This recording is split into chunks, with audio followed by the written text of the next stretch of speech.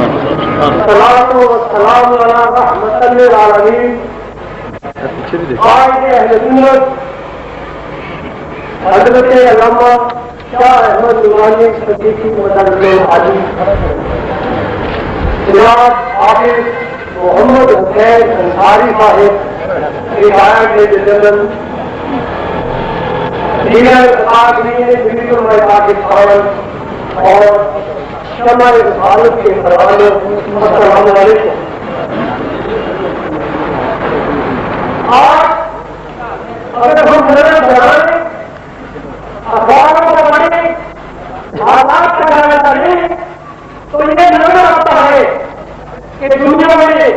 شاید ہی کوئی ایسی قوم ہوگی جو اس قدر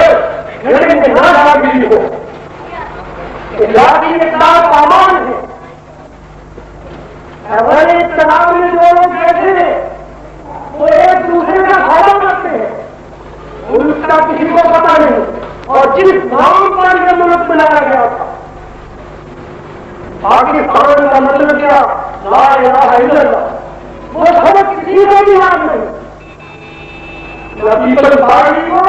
اور نہ غیر جمہوری اسلامی اتحاد کو۔ اگر ہے فکر تو اپنی اپنی کرسیاں کیسے بچانی ہے، ممبروں کو کیسے خریدنا ہے، اور ایک دوسرے کو ساتھ ملا کے دوسرے کو کیسے گرانا ہے، اور پھر اگر سوال مطالعہ کریں تو دونوں کو پیچھے کی طاقت نظر آئے۔ جب الیکشن ہوتا ہے تو پیپلز پارٹی کی ایکسپیرینس ہے، اگر وہ بن جاتی ہے جن کو آئیڈیا چاہیے، پیپلز پارٹی کی حکومت فیصل میں ہے، پارلیمنٹ منسٹر ہو جاتا ہے تو آئیڈیا تو یہ کام مسئلہ ہے۔ میرے بھائیوں، جب پاکستان بنے گا تو ہم نے اللہ تعالیٰ سے وعدہ کیا تھا،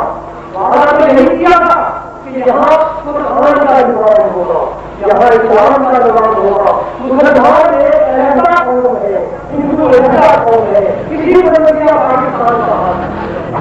اب اگر اس ملک کو بچانا ہے تو ایک ہی طریقہ ہے، وہ یہی طریقہ ہے کہ ہم اسی وعدے کی طرف غور کریں، وہی نظام مصطفیٰ صلی اللہ علیہ وسلم اس ملک میں آ جائے۔ اب آپ نے دیکھا آج اب سبھی کرتے ایک عامر جان خان کرتے تھے کہ اس ملک میں آہستہ آہستہ نظام آئے، سورہ پنجاب ان کی آمد